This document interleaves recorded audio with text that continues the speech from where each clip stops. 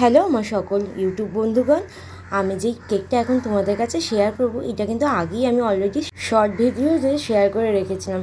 জামাই ষষ্ঠী স্পেশাল কেকটা হাফ পাউন্ডের থেকে একটু বেশি ছিল, আর এটা ছিল ম্যাঙ্গো ফ্লেভারের কেক। কারণ জামাই ষষ্ঠী মানেই তো আম কাটার লিচু, তাই ভেবে নিলাম কেকটা ম্যাঙ্গো ফ্লেভারে বানাবো। আমার কাস্টমার কিন্তু কোনো ডিমান্ড করেনি, ও খালি বলেছিল আমার জামাই ষষ্ঠীতে একটা কেক লাগবে, তাই আমি আমার পছন্দ মতো ম্যাঙ্গো ফ্লেভারটাই চুজ করলাম জামাই ষষ্ঠী স্পেশাল হিসেবে।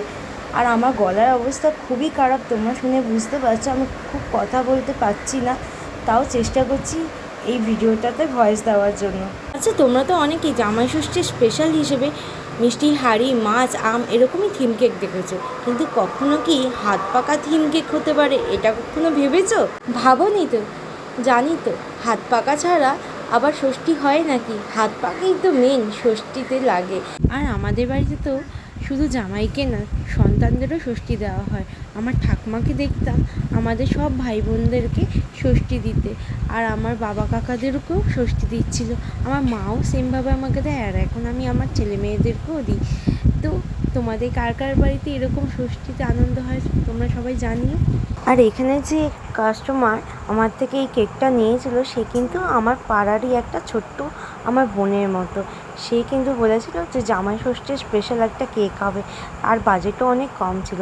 তার জন্য কিন্তু অরিজিনাল আম আমি ব্যবহার করিনি, ওর মধ্যে আমের ক্রাশই ব্যবহার করেছি। আর হ্যাঁ, এখানে আমি যে শোকিং করেছি সেটা অবশ্যই আমি খাওয়ার জল ইউজ করেছি, আর খাওয়ার জলের মধ্যে আমি কিন্তু ওই ম্যাঙ্গো ক্রাশটা একটুখানি মিশিয়ে দিয়েছিলাম মিষ্টি ভাবের জন্য, আর ওইটা দিয়েই শোকিং করেছি। এরপর তো ক্রাম কোটিং করার পর আমি একটা পাকা শেপের মতো আগে ডিজাইন বানিয়ে নিয়েছিলাম, তারপরে একটা নাইফ দিয়ে সেটা কাট করে নিয়েছিলাম। তোমরা দেখতেই পাচ্ছ সেই কীভাবে কেটে নিয়েছি আমি দুপাশ দিয়ে। তো এটা পাখার যে সামনের দিকটা যেটা দিয়ে আমরা হাওয়া করি সেরকমই শেপের মতো হয়েছে। তারপর বাকি যে কেকের টুকরোটা আমি কেটে নিয়েছিলাম সেটা সাইডে বসিয়ে দিয়েছি, আর এইগুলোও আমি কেটেছিলাম লম্বা করে, যেটা আমি প্রথমে ভিডিওতে দেখিয়েছিলাম তোমাদেরকে, দেখো। তারপর ওগুলো আমি বসিয়ে দিয়েছি হাতল হিসেবে ব্যবহার করার জন্য। পাখা থাকবে আর তার হাতল থাকবে না, এটা কখনো হয়? আর হ্যাঁ বন্ধুরা, এই ক্রিয়েটিভিটিটা কিন্তু আমার নিজের মাথা দিয়েই আমি তৈরি করেছি। মাছ, মিষ্টি হাঁড়ি, ম্যাঙ্গো শেপ, এই থিম কেকগুলো অনেক পুরনো হয়ে গেছে, তো আমি হঠাৎ করেই ভাবলাম এর থেকে আলাদা কী করা যায়। আর এইটা যেটা আমার মাথা থেকে একদম বেরিয়েছে, একদম নতুন কোনো আইডিয়া নিয়ে আমি তোমাদের সামনে এসেছি। এটা কিন্তু অন্য চ্যানেলে কোথাও পাবে না, এটা একমাত্র আমার চ্যানেলেই পাবে। যে হাত পাকা দিয়ে জামাই ষষ্ঠী করা হয় সেটাই যদি কেকের থিম হিসেবে রাখা যায় তো মন্দ হয় না। কিন্তু এই কেকটা বানাতে গিয়ে কিন্তু আমার অনেক সময় লেগে গেছিলো। তো কী করবো বলো, নতুন কিছু যখন মাথা থেকে বের হয়েছে তখন তো তাকে পুরো করতেই হবে, আর এই পুরো করার চক্করে তো আমার অনেকক্ষণ সময় লেগে গেছে, আর এইটা করতে গিয়ে অনেক খাটনি আমার খাটতে হয়েছে। তোমরা দেখতেই পাচ্ছ আমি কতক্ষণ ধরে ক্রাম কোটিং করে যাচ্ছি, আর লেবেলটাকে ঠিক করার পর ক্রিমের পর ক্রিম আমি দিয়েই যাচ্ছিলাম। এত কষ্ট হচ্ছিল এটা বানাতে গিয়ে, তবে জানো মনে মনে ভাবছিলাম যত কষ্টই হোক না কেন এটাকে কিন্তু পুরো করেই ছাড়বো।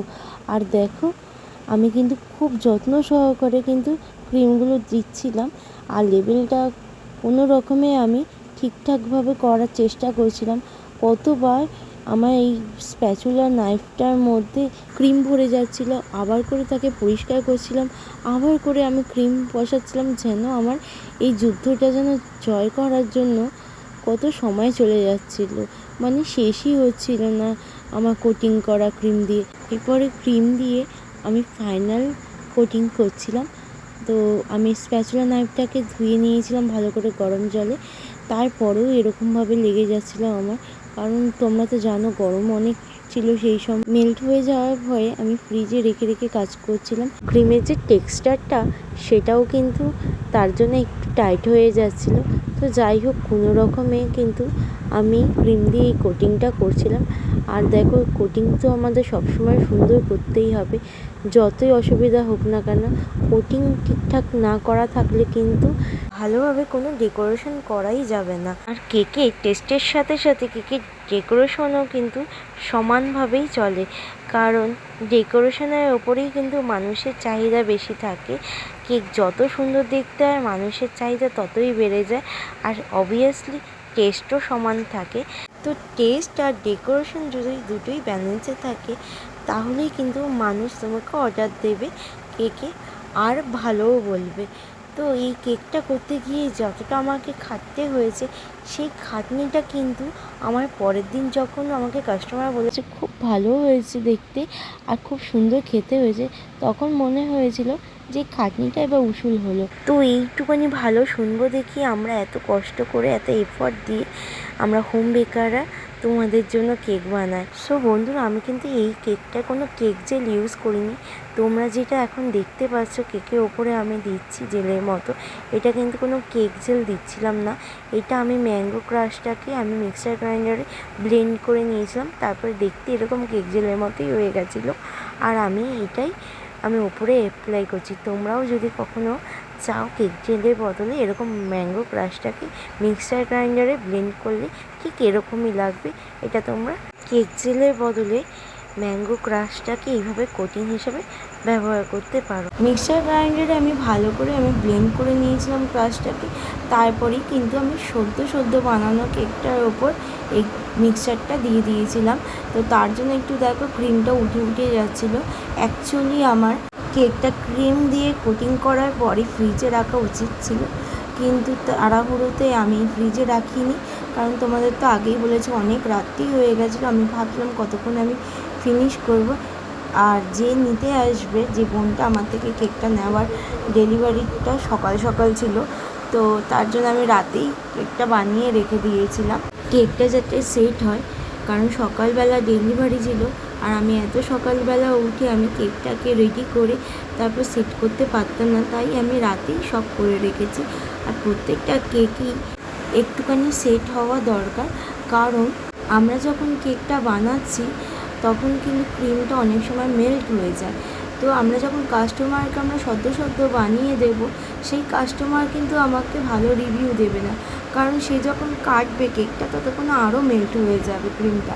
তাই কাস্টমারকে দেওয়ার আগে অবশ্যই কিন্তু ফ্রিজে ঠান্ডা করতে দিতে হবে, যাতে ভালো করে সেট হয়ে যায়। এবার একটু চকলেট গানাশ আমি একটা পাইপিং ব্যাগে ভরে নিয়েছিলাম, আর পাইপিং ব্যাগের মুখটা আমি সরু করে কেটে নিয়ে কেকটার ওপরে পাখার মতো একটা ডিজাইন বানিয়েছিলাম। এরপরে পুরোপুরি লাগছে না, পুরো পাকা হয়ে গেছে। এবার দেখো হাতলটার মধ্যেও আমি চকলেট গানাশটা দিয়ে দিয়েছি, আর পুরো ভর্তি করে পুরোটাই কভার করার চেষ্টা করছিলাম। এবার দেখো আমি একটা স্প্যাচুলা নাইফ দিয়ে আমি চকলেট গানাশটাকে একটু সমান করে দিচ্ছিলাম, কারণ একটু এবড়ো খেবড়ো হয়ে গেছিলো। তো এরপরে দেখো আমার পাখার সামনে যে লাল একটা কাপড় থাকে সেটা বানাতে গিয়ে আমি এই নোজলটা ইউজ করেছিলাম, কিন্তু তারপরে দেখলাম এই নোজলটা দিয়ে ভালো আমার হচ্ছে না, তাকে কেমন গ্যাপ রয়েছে। তো আমি কী করেছি, তাড়াতাড়ি করে এইটাকে সরিয়ে দিয়েছি, আর সরাতে গিয়ে দেখো আমার কেকের সামনেটা এরকম লাল হয়ে গেছিলো, খুবই খারাপ অবস্থা ছিল। কোনো রকম সরিয়ে আর ওয়ান নোজল দিয়ে আমি এই একই ডিজাইনটা দেখো করেছি। দেখো কেকের সামনেটা তোমরা দেখতে পাচ্ছ কেমন লাল হয়ে গেছে। এরপর বাকি গানাশটা দিয়ে হাতলটার সাইডে এরকম ডিজাইন বানিয়ে দিয়েছিলাম। কেকটা এবার রেডি হয়ে গেছিলো, কিন্তু একদম ফিনিশিংটা তোমাদেরকে ভিডিও করে দেখাতে পারিনি, তাই ছবি দিয়ে দিলাম। কেকের ডিজাইনটা যদি তোমাদের ভালো লাগে অবশ্যই আমাকে কমেন্ট করো, আমার চ্যানেলটাকে লাইক করো, সাবস্ক্রাইব করো। আমি জানি আমার গলাটা খারাপ হওয়ার জন্য তোমাদের শুনতে অসুবিধা, তার জন্য সরি। টাটা।